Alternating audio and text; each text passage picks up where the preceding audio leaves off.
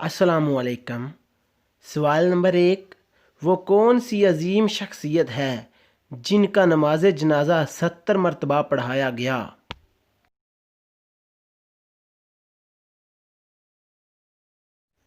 اس کا صحیح جواب ہے حضرت حمزہ رضی اللہ تعالیٰ عنہ، کیونکہ غزوہ احد میں ان کو ہر شہید کے ساتھ رکھا جاتا اور ان کے ساتھ ساتھ ان کا بھی نماز جنازہ پڑھا جاتا، اس لیے ان کا 70 مرتبہ جنازہ ہوا۔ سوال نمبر 2، امت محمدیہ سے پہلے کتنی امتیں گزری ہیں؟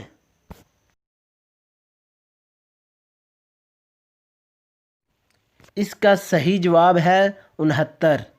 اس امت سے قبل 69 امتیں گزری ہیں۔ حضور نبی کریم صلی اللہ علیہ وسلم نے ارشاد فرمایا، تم 70 امتوں کو مکمل کرنے والے ہو، تم اللہ عز و جل کے نزدیک ان سب سے بہتر اور سب سے زیادہ عزت والے ہو۔ سوال نمبر 3، کس جنگ میں عین لڑائی کے وقت 300 منافق جنگ سے علیحدہ ہو گئے تھے؟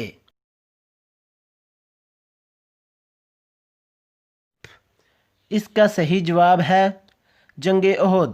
جنگ احد میں مسلمانوں کو شکست ہو جائے اس لیے منافقوں نے کافروں کے ساتھ مل کر سازش کی اور 300 منافق عین لڑائی کے وقت علیحدہ ہو گئے۔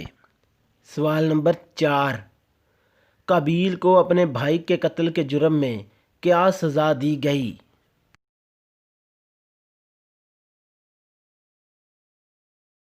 اس کا صحیح جواب ہے قابیل کو اپنے بھائی کے قتل کے جرم میں کافی سزائیں ملیں۔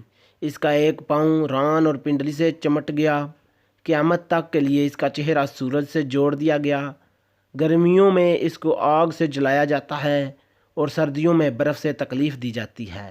ایک اور حدیث شریف کے مطابق جب بھی دنیا میں کوئی ناحق قتل ہوتا ہے اس کا گناہ قابیل کے نامہ اعمال میں درج کر دیا جاتا ہے، کیونکہ اس نے قتل کو ایجاد کیا تھا۔ سوال نمبر 5، اسلام میں سب سے پہلا اور آخری فتنہ کون سا ہوا؟